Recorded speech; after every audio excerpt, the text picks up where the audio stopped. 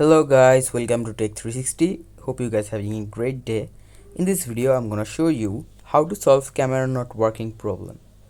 So for that, at first in your type here to search bar, search for device manager and go for device manager. Now from here you can see cameras, just click on it, and here you can see your camera is here. Just right click on it and click on uninstall device. Now after that, just go to your Google Chrome and search for your PC's camera. Search for your PC's camera install driver, just like I'm searching for HP camera driver install.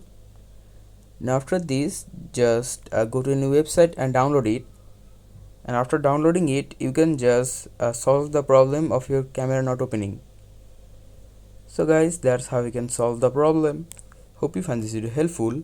If you find this video helpful, then give a thumbs up and don't forget to subscribe the channel. Thank you so much for watching this video.